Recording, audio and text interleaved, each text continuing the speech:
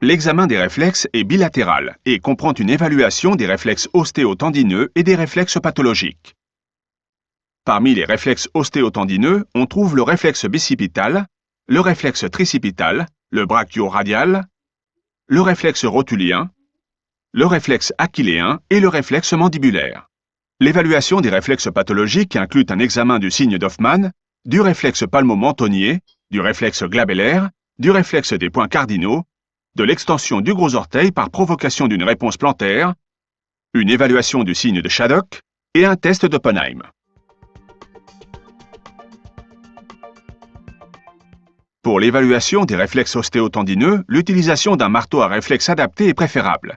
Percuter de manière franche et encourager le patient à relâcher complètement le membre concerné.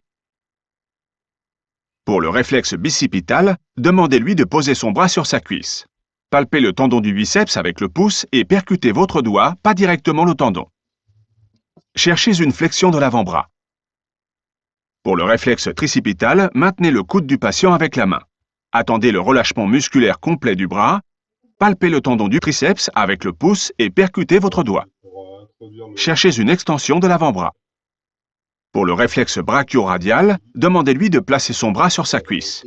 Palpez le tendon brachio-radial, percutez votre doigt, cherchez une contraction du muscle, parfois avec angulation de la main vers le haut. Demandez au patient de s'asseoir au bord de la table d'examen pour évaluer le réflexe rotulien. Palpez la rotule jusqu'à sentir le tendon rotulien. Percutez directement le tendon ou votre pouce. Cherchez une extension de la demi-jambe inférieure. Une manœuvre de facilitation peut être nécessaire lorsque la recherche du réflexe est compliquée. Demandez au patient d'effectuer une forte traction sur ses mains. Pour le réflexe achilléen, le patient est assis au bord de la table. Percutez le tendon d'Achille avec le marteau et cherchez une flexion du pied. Vous pourriez sentir une flexion invisible à l'œil nu en plaçant la main sous le pied. Demandez au patient de s'agenouiller sur une chaise pour faciliter l'examen.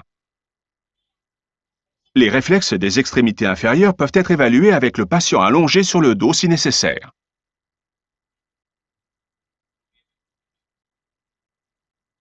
Le réflexe mandibulaire sera recherché en percutant votre doigt ou votre pouce placé sur le menton du patient. Cherchez une légère contraction de la mâchoire. Les réflexes pathologiques ne sont pas normalement présents. Évaluez le signe d'Hoffmann en pressant l'ongle du majeur du patient. Cherchez une flexion de l'extrémité du pouce. Pour le réflexe glabellaire, percutez le front du patient avec votre index. Le clignement doit cesser après quelques percussions.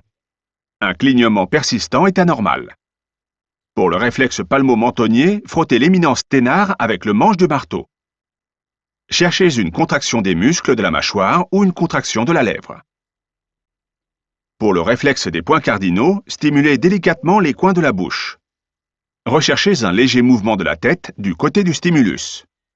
Pour le réflexe cutané plantaire, stimulez le bord de la plante du pied et les orteils avec le manche du marteau.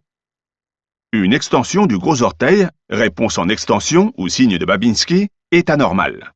Un mouvement de retrait ou de flexion des orteils est normal. Les signes de Shaddock et d'Oppenheim déclenchent la même réponse en extension, mais un mouvement de retrait est peu probable. Pour le signe de Shaddock, il convient de stimuler par frottement le bord externe de la plante du pied, du bord de la malléole jusqu'aux orteils. Quant au signe d'Oppenheim, il se recherche par frottement de la crête tibiale du haut vers le bas.